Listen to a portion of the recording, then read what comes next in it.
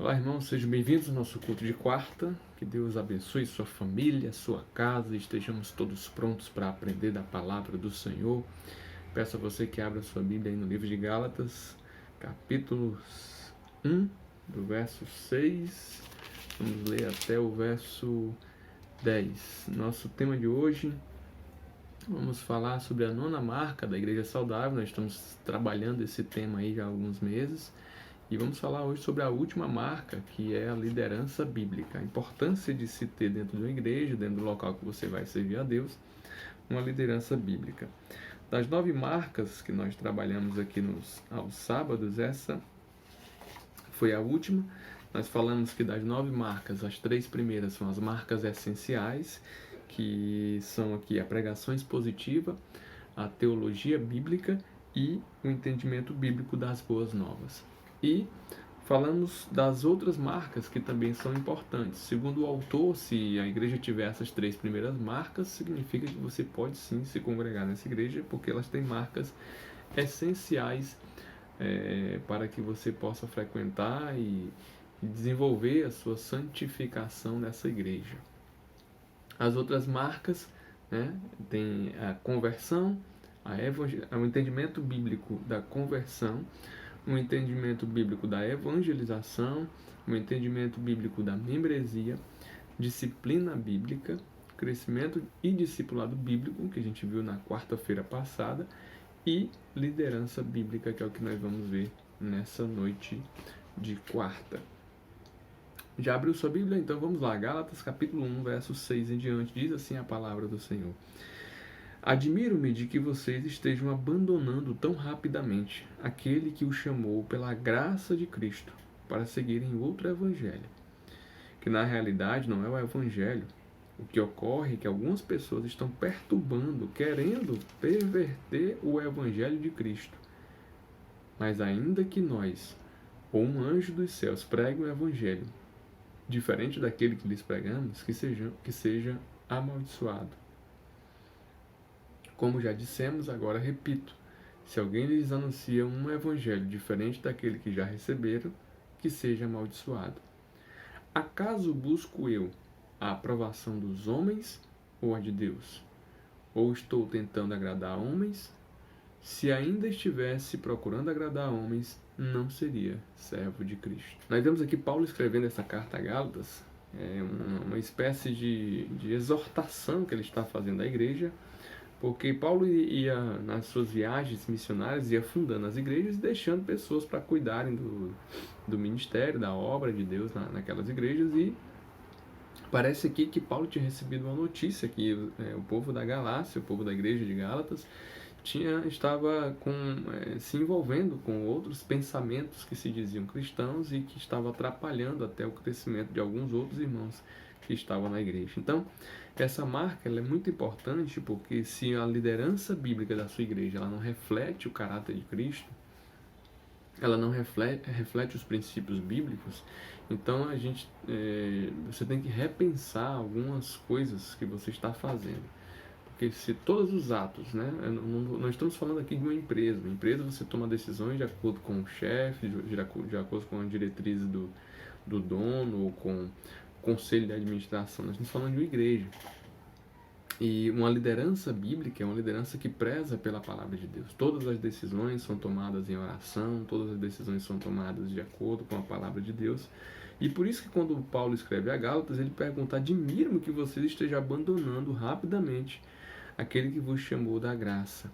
Ora, se Deus nos chamou para viver debaixo da graça, por que se submeter a leis humanas? Por que se submeter a regras humanas que são criadas, às vezes, para controlar o rebanho que é de Deus, e alguns pastores ou líderes tomam esse rebanho para si? Acredito que você vai entender que a sua liderança é bíblica pelos frutos, exatamente aquilo que nós falamos, aquele que é convertido, aquele que é um pequeno Cristo, que nós falamos domingo. Você conhece aqueles que realmente tiveram um encontro com Jesus pelos frutos. A sua liderança não é diferente. E a gente falou aqui que nem todas as igrejas têm os oficiais, né, como vamos dizer assim. Os oficiais da igreja são o pastor, os diáconos e em algumas igrejas os presbíteros, tá? A nossa igreja ela não nomina dessa forma, mas a gente sabe quem faz o papel de diácono, diaconisa. E nas igrejas que optam por ter o presbitério, são aquelas pessoas também que votam, né, que têm poder de voto. E, no caso, algumas igrejas batistas também usam esse tipo de sistema de governo. Nós usamos o sistema de governo congregacional, onde a igreja participa de todas as decisões, enquanto no presbitério, os presbíteros é que tomam a decisão junto com o pastor num conselho que se reúne para tomar as decisões. Voltando aqui para o texto, no verso 7 diz que, na realidade, não é o evangelho o que ocorre em algumas pessoas que estão perturbando. Paulo está dizendo à igreja da Galácia que o evangelho que está sendo pregado está perturbando algumas pessoas. E esse não é o evangelho de Cristo. O evangelho de Cristo não traz perturbação. O evangelho de Cristo nos traz paz. O evangelho de Cristo nos traz liberdade. É impossível você sair de uma religião, entrar em outra religião, e quando você entra, começa a ficar preso a regras e doutrinas sem sentido algum. Doutrinas que não estão na Bíblia, mas foram criadas por aquele religioso, por aquele líder, achando que essa seria a forma de te controlar. Mas aí Paulo vai mais além. No verso 8 ele diz: ainda que um anjo do céu pregue um evangelho diferente daquele que pregamos, que seja amaldiçoado. Ou seja, alguém que deturpa a palavra de Deus. O líder que deturpa a palavra de Deus para o benefício próprio, ele está correndo um sério risco de ter a própria mão do Senhor intervindo naquela igreja. Nós louvamos a Deus porque temos uma igreja, fazemos parte de igreja em que a palavra de Deus é mais importante do que o pastor, é mais importante do que as regras da igreja.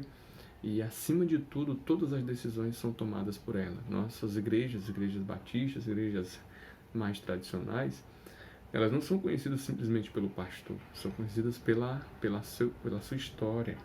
E a história das igrejas cristãs bíblicas, elas, nomes de pastor, claro, a gente tem que dar honra àqueles pastores que fizeram a história nas igrejas, mas quando muda-se de pastor, né, um pastor se aposenta, aquele pastor tem a grande missão e o grande dever de preparar um novo líder, preparar alguém para substituir a altura, mas não a altura dele, mas a altura de Cristo. Ele tem que ser uma liderança bíblica, ele tem que ser alguém que continue refletindo Deus. Porque o que nós vemos, infelizmente, são muitas igrejas hoje em que a figura do líder ela se tornou mais importante do que a própria denominação que ele faz parte. E felizmente a gente sabe que não é assim que Paulo está nos ensinando. Então, para se ter uma liderança bíblica, é preciso que não só o pastor, mas todos os líderes estejam ali com o objetivo fixo de obedecer à poderosa e preciosa palavra de Deus. Verso 9 ele diz: como já dissemos, agora repito, se alguém anuncia um evangelho diferente daquele que recebeu, seja anátema. Por que ele repete aqui mais uma vez? Porque talvez naquele momento, né, e como acontece em muitos tempos atuais, muitos líderes que se levantam com novas ideias, com aquela mantra, né, aquele ar de santidade, de pureza, às vezes podem fazer com que a igreja tenha um pensamento de que, cara, esse homem só pode estar falando pela boca de Deus, porque quando ele fala as coisas acontecem. Então cria-se uma figura de um santo acima de qualquer erro, e isso é muito perigoso, né? Qualquer tipo de líder que toma o poder para si, que se autodenomina, né, o dono daquela igreja, a gente tem que ficar com o pé atrás, porque a igreja é de Jesus Cristo, a palavra de Jesus Cristo, o evangelho é de Jesus Cristo. Então a igreja ela tem que estar sempre atenta. Se a sua liderança, como eu falei, não é só o pastor, mas cada líder de ministério, líder de mulheres, líder de homens, líder de senhoras, líder de criança, tem que falar, tem que ter um princípio bíblico para conduzir a igreja para o caminho de Cristo. E aí ele vai dar aqui uma dica importante para que você compreenda e entenda se a liderança que você está buscando ela é bíblica. Acaso busco eu a aprovação dos homens ou a de Deus? Paulo está dizendo que muitas vezes o papel do líder não é falar simplesmente aquilo que as pessoas querem ouvir. Num aconselhamento, seja numa pregação, às vezes o líder bíblico ele vai magoar algumas pessoas, porque ele está falando algo que aquela pessoa está enfrentando, e às vezes é um pecado, e essa pessoa não vai se sentir, na verdade, vai se sentir incomodado, porque o pastor está falando, o seu líder está falando diretamente contra o seu pecado. E aí é o X da questão. Como líder cristão, você tem que ir direto ao ponto, direto no pecado. Não é na pessoa que está pecando. Quando você tem um princípio bíblico, você vai direto ao pecado. Se aquela pessoa for um servo de Deus, que reconhece seus erros, a gente já falou sobre isso aqui, que é realmente uma pessoa convertida em Jesus Cristo, que mesmo que naquele momento fique com raiva da repreensão, da exortação, mas com o tempo ele vai perceber, não, esse meu líder, né, meu líder de ministério, líder de PG, esse meu pastor, seja lá quem for, o seu líder espiritual, ele tem razão. Eu estou pecando, eu estou no erro, e por mais raiva que eu tenha por ele ter mexido na ferida, eu sei que ele está sendo usado por Deus para isso. Então, irmão, toda vez que você for exortado, toda vez que você for confrontado com o seu pecado, analise-se a si mesmo. Porque é bem melhor você ter um líder que está do seu lado, que às vezes corrige, que às vezes dá um conselho que dói bastante, mas que você pode confiar que ele está fazendo isso usando a Bíblia, que é o princípio para tudo. Pode confiar que esse está realmente querendo agradar a Deus. O homem bíblico, o líder bíblico, ele consegue verificar que às vezes magoar alguém por um pecado que ele está cometendo vai fazer com que aquela pessoa cresça e se torne um cristão melhor. E ele reafirma ainda no verso 10, ou estou tentando agradar homens, se eu ainda estivesse procurando agradar homens, não seria servo de Cristo. Paulo vai aqui com gosto de gás, né, diz o cearense, né? Ele diz que se por acaso ele estivesse agradando a homens, ele não mais seria servo de Jesus Cristo. O que ele está nos dizendo é, meu irmão, se eu quisesse que alguém fosse que eu fosse aceito, que eu aceitasse tudo que eu falasse aos homens, eu deixaria de ser servo de Jesus e seria político.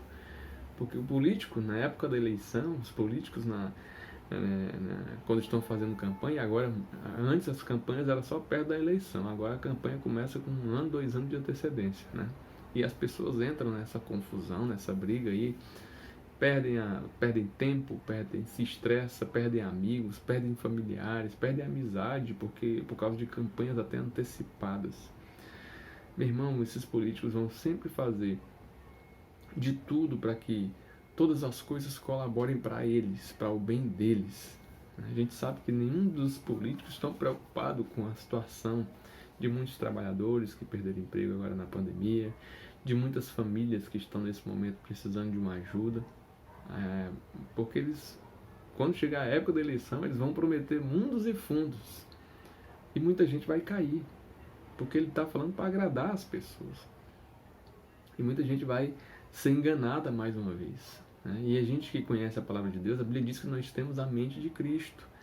Então, se você tem a mente de Cristo, você consegue identificar que nenhum dos políticos, né, antigamente dizia assim, tem alguns, meu irmão, agora está mais difícil ainda de dizer se tem alguns que falem a verdade, porque cada vez mais a gente se decepciona com as nossas lideranças políticas. Então, a única estratégia que Deus colocou no meu coração foi sempre renovar, porque não dá para confiar em quem a gente coloca lá, né, para governar o nosso país, o nosso estado, a nossa cidade. Mas na igreja, meu irmão, tenha certeza de uma coisa, que aquele que está ali na frente da sua igreja, aquele que está na sua liderança espiritual, se ele é uma pessoa que lê a Bíblia, se ele é uma pessoa que honra os princípios bíblicos, que ora a Deus, é uma pessoa que reflete o caráter de Deus, ele muitas vezes vai lhe magoar.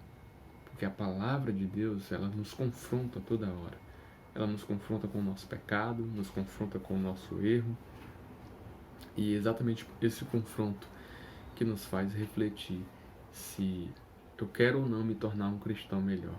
Se para me tornar um cristão melhor eu tenho que ouvir algumas verdades que lá no mundo os meus amiguinhos batiam nas minhas costas, não, você é demais, você é o cara.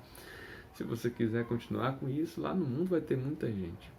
Mas no dia que você precisar de ajuda, vai fugir todo mundo do seu lado, tenha certeza disso.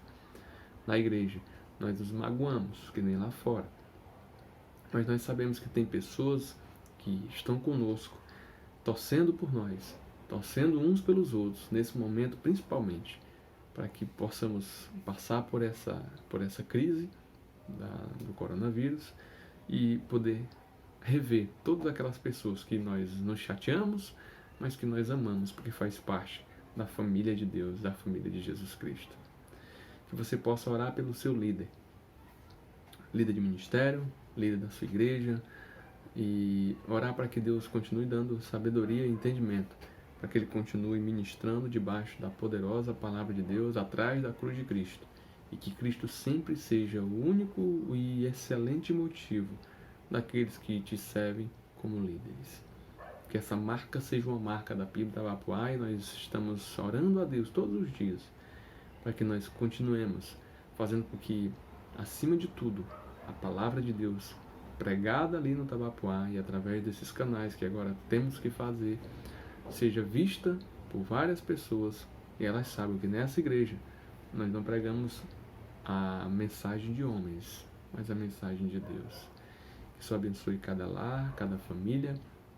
Continue se cuidando, aqueles que estão vacinados também, continue respeitando aqueles que não se vacinaram ainda. E vamos, meu irmão, continuar orando, porque no tempo certo estaremos todos juntos reunidos para adorar o Senhor. Vamos orar. Deus Altíssimo, Criador dos céus e da terra, eu te louvo, Deus, pela oportunidade e pela graça de ter esse canal para falar com os meus irmãos. Pai, a alegria que tínhamos, ó Pai, quando nos reunimos, ó Pai, é incomparável com a situação que vivemos atualmente. Mas que os irmãos possam se sentir preenchidos pela palavra de Deus, assim como cada vez que pego essa palavra para ler, possam se sentir alimentados, pois assim como o Senhor tem alimentado o meu coração, posso estar alimentando cada lar, cada família, para que possamos nos resistir nesse tempo de crise e poder comemorar juntos a vitória do Senhor em nossas vidas. Deus fortalece aquelas famílias que perderam seus entes queridos e protege aqueles que precisam sair para trabalhar, para lutar pelo pão de cada dia. Em nome de Jesus, nós te pedimos por nosso país, por nossa nação, que vive um tempo tão difícil, para que permaneça, Senhor, te buscando. O povo de Deus tem que orar, o povo de Deus tem que buscar o Senhor, que possamos fazer a nossa parte, porque o Senhor sempre fará a parte dele. Em nome de Jesus. Amém.